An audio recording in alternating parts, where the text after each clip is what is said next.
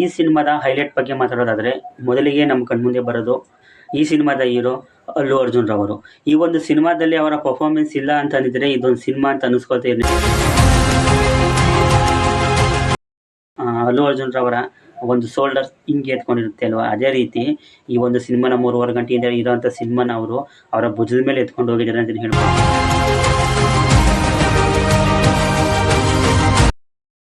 ಈ ರಕ್ತಚಂದನ, red Sandalwood ಅಂತ ಏನೋ ಇದು ಸಿನಿಮಾದ ಬೇಸ್ಮೆಂಟ್ ಇರುತ್ತೆ ಅಲ್ಲ, ಅದು ಆ ಒಂದು ಕಾನ್ಸೆಪ್ಟ್ನೇ ಸೆಕೆಂಡ್ ಹಾಫ್ಲಿ ಅವರು ಮರ್ತು ಬಿಟ್ಟಿದ್ದಾರೆ ಅಂತಲೇ ಹೇಳ್ಬೋದು.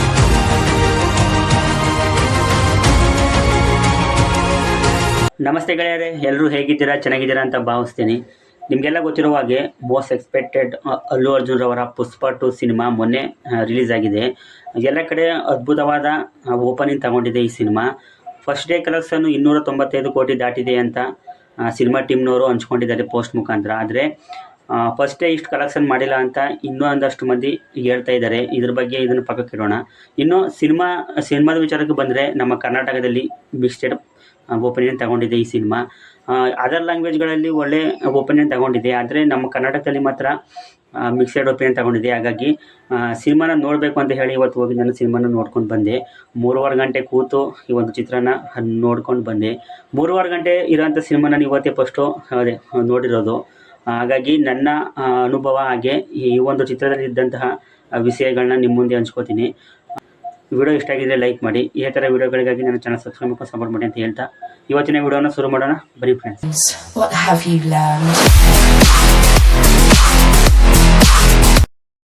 ಇನ್ನು ಈ ಸಿನಿಮಾದ ಹೈಲೈಟ್ ಬಗ್ಗೆ ಮಾತಾಡೋದಾದರೆ ಮೊದಲಿಗೆ ನಮ್ಮ ಕಣ್ಮುಂದೆ ಬರೋದು ಈ ಸಿನಿಮಾದ ಹೀರೋ ಅಲ್ಲು ಅರ್ಜುನ್ ರವರು.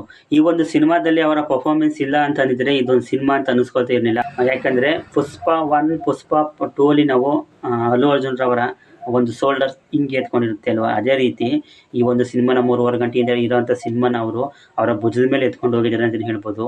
ಈ ಒಂದು ಸಿನಿಮಾದ ಬೇಸ್ಮೆಂಟೇ ಅಲ್ಲು ಅರ್ಜುನ್ ರವರು ಅಂತಲೇ ಹೇಳಿದ್ರೆ ತಪ್ಪಾಗಲ್ಲ. ಪುಷ್ಪ 2 ಸಿನಿಮಾದ ಒನ್ಲೈನ್ ವಿಷಯಕ್ಕೆ ಬಂದರೆ ಇಲ್ಲಿ ಒನ್ಲೈನಲ್ಲಿ ಹೇಳುವಂಥದ್ದು ಏನೂ ಇಲ್ಲ. ಯಾಕಂದರೆ ಸಿನಿಮಾ ಅಲ್ಲಲ್ಲಿ ಬೇರೆ ಬೇರೆ ಫ್ಲಾಟನ್ನು ಬಿಟ್ಟು ಸಿನಿಮಾ ಸಾಗ್ತಾ ಹೋಗುತ್ತೆ ಸೆಕೆಂಡ್ ಹಾಫಲ್ಲಿ.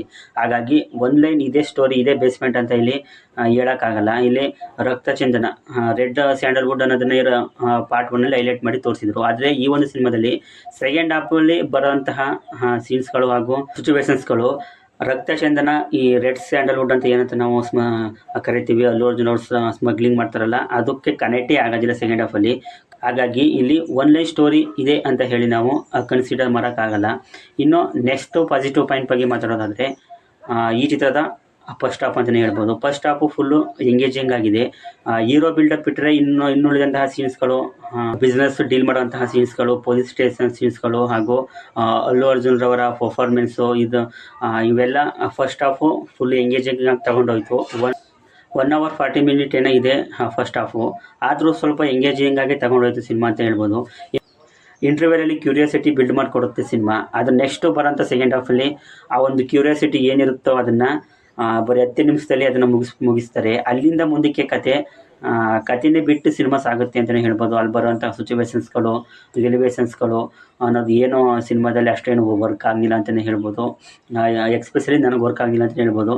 ಬೇರೆಯವ್ರಿಗೆ ಅದು ವರ್ಕ್ ಆಗ್ಬೋದು, ಫ್ಯಾಮಿಲಿ ಆಡಿಯನ್ಸ್ಗಳು, ಅದು ಆಮೇಲೆ ಅಲ್ಲು ಅರ್ಜುನ್ ಅವರ ಅಭಿಮಾನಿಗಳಿಗೆ ಅದು ವರ್ಕ್ ಆಗ್ಬೋದು. ಇನ್ನು ಸಿನಿಮಾನ ಕೈ ಹಿಡಿದ್ರೆ ಇನ್ನೊಂದು ಪಾಯಿಂಟ್ ಏನಪ್ಪ ಅಂತ ಹೇಳಿದ್ರೆ ಬ್ಯಾಕ್ಗ್ರೌಂಡ್ ಸ್ಕೋರ್ ಅಂತಲೇ ಹೇಳ್ಬೋದು. ತುಂಬ ವೀಕ್ ಇದ್ದಂತಹ ಸಿನ್ನುವೆ ಬ್ಯಾಕ್ಗ್ರೌಂಡ್ ಸ್ಕೋರ್ನಿಂದ ತುಂಬ ಹೈಲೈಟಾಗಿ ನಮಗೆ ತೋರಿಸುತ್ತೆ. ಇನ್ನು ಸಾಂಗ್ ವಿಷಯಕ್ಕೆ ಬಂದರೆ ನೋಡೋಕೆ ಸಿಡಿಮತ್ತಿನ ಹಿಂಗೆ ಇರ್ತಾನೆ ನನ್ನ ಸ್ವಾಮಿ ಅನ್ನೋ ಒಂದು ಸಾಂಗು ಶ್ರೇಯಾ ಘೋಷಾಲ್ ಅವರ ವಾಯ್ಸು ಥಿಯೇಟ್ರಲ್ಲಿ ಅದ್ಭುತವಾಗಿ ಕೇಳುತ್ತೆ. ಇನ್ನು ಅದನ್ನು ಬಿಟ್ಟರೆ ಇಲ್ಲಿ ಶ್ರೀಲೀಲಾ ಅವರು ಒಂದು ಐಟಮ್ ಡ್ಯಾನ್ಸ್ ಕಿಸಿಕ್ ಅನ್ನೋ ಒಂದು ಸಾಂಗಲ್ಲಿ ಬಂದು ಹೋಗ್ತಾರೆ. ಅವರು ಅದ್ಭುತವಾಗಿ ಡ್ಯಾನ್ಸ್ ಮಾಡಿದ್ದಾರೆ ಅಂತಲೇ ಹೇಳ್ಬೋದು. ಆದರೆ ಈ ಒಂದು ಸಾಂಗು ಸಹ ಪ್ಲೇಸ್ಮೆಂಟ್ ಅನ್ನೋದು ಸರಿ ಇರಲಿಲ್ಲ. ಇನ್ನು ಸೆಕೆಂಡ್ ಹಾಫಿಗೆ ಬಂದಾಗ ಸೆಕೆಂಡ್ ಹಾಫಲ್ಲಿ ಕಥೆನೇ ಬಿಟ್ಟು ಸಿನಿಮಾ ಬೇರೆ ಬೇರೆ ಕಡೆ ಸಾಗುತ್ತೆ. ಒಂದು 2-3 ಎಪಿಸೋಡ್ ಇಟ್ಕೊಂಡು ಉಜ್ಜಿದ್ದಾರೆ ಅಂತಲೇ ಹೇಳ್ಬೋದು. ಅಷ್ಟೇನು ವರ್ಕ್ ಆಗಲಿಲ್ಲ ಸೆಕೆಂಡ್ ಹಾಫ್ ಅಂತ ಹೇಳ್ತೀನಿ. ಇದರಲ್ಲಿ ಸೆಕೆಂಡ್ ಹಾಫಲ್ಲಿ ಇಲ್ಲಿ ನಾವು ಫಸ್ಟ್ ಹಾಫಲ್ಲಿ ಏನು ತೋರಿಸಿದ್ರು, ಈ ರಕ್ತಚಂದನ, ರೆಡ್ ಸ್ಯಾಂಡಲ್ವುಡ್ ಅನ್ನೋದನ್ನ ಸ್ಮಗ್ಲಿಂಗ್ ಮಾಡೋದು ಅನ್ನೋದು, ಇವನ್ನೆಲ್ಲನೂ ಬಿಟ್ಟು ಕತೆ ಫ್ಯಾಮಿಲಿ ಕಡೆ ಹಾಗೂ